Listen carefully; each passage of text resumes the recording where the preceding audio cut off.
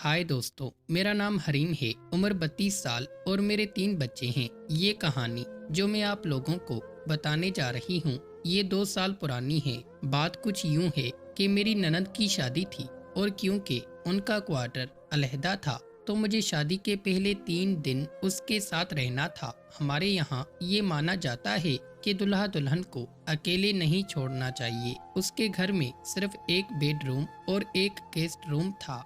खैर दिन तो गुजर गया और रात 11 बजे के करीब सब लोग चले गए। मैं भी गेस्ट रूम में आ गई। कुछ देर ही गुजरी थी कि मुझे डर लगने लगा।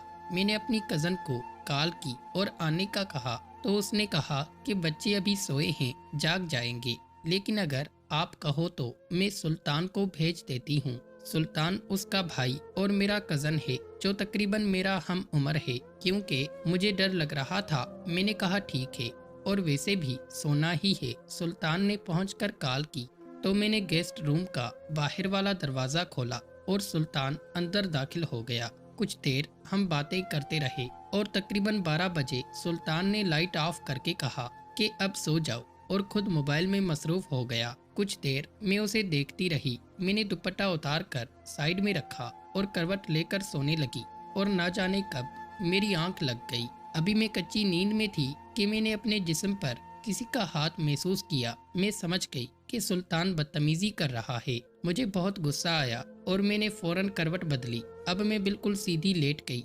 उसने भी डर कर अपना हाथ हटा लिया, लेकिन कुछ देर के बाद उसने फिर से वही बदतमीजी शुरू कर दी और मेरी तरफ से कोई हरकत ना पाकर वो बढ़ता चला गया। मेरे तो होश ही उड़ गए। एक बार तो सोचा कि अभी इसे गालियां देकर यहाँ से निकाल दूं, लेकिन फिर सोचा कि एक तो साथ ही ननंद का कमरा है, उसे क्या कहूंगी, और दूसरा अकेले डर भी लग रहा है। तो अगर ये चला गया तो मैं क्या करूंगी। बस यही सोचकर मैंने खामोशी से बर्दाश्त करने का सोच लिया। कुछ देर ऐसे रहने के बाद उसकी हिम्मत मजीद बढ़ती गई। उसने अपना काम जारी रखा। मैं शिद्दत की इंतहा को पहुंच गई। मेरे जिस्म में करंट दौड़ने लगा। मैं उसकी गर्मी को पूरी तरह महसूस कर रही थी, लेकिन उसे यही लग रहा था कि मैं सोई हुई हूँ, जिससे उसकी हिम्मत बढ़ती चली गई। उसे डर था कि कहीं मेरी आंख ना खुल जाए।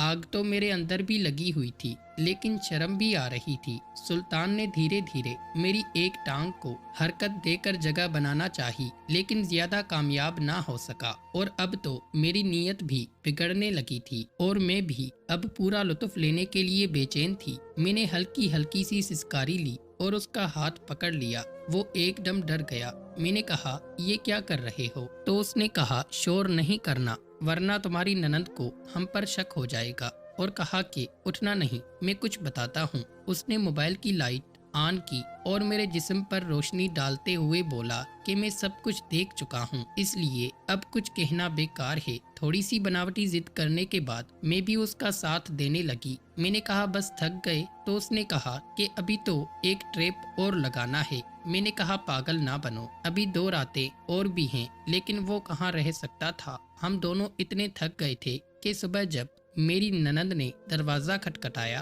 तो हमारी आंख खुली और हम उसी हालत में थे जैसे रात को सो गए थे। मैंने ननद को आवाज दी कि मैं आती हूँ और सुल्तान को भी उठाया। मैंने उसे कहा कि जल्दी से घर जाओ, किसी को शक ना हो जाए। बहुत मुश्किल से उसको भेजा और बाहर आ गई तो ननद ने हाल पूछा। मैंने कहा कि बस थक भी गई थी और रात को सोई भी देर से, तो इसलिए। और फिर नहाकर तैयार हो गई और काम काज में लग गई और मजीद 2 रातें भी हमने ऐसे ही गुजारी। लेकिन इस वक्त मुझे उन तीनों रातों में होने वाले गुनाह का बहुत ही ज्यादा पछतावा है। मेरा शोहर मुझसे बहुत प्यार करता है और मैं उसका हक किसी और को देकर बहुत शर्मिंदा हूँ। दोस्तों, अगर कहानी पसंद आई हो तो हमारे चैनल को जरूर सब्सक्राइब करें ताकि मजीद ऐसी कहानियाँ भी आपको बर वक्त और आसानी के साथ मिलती रहें।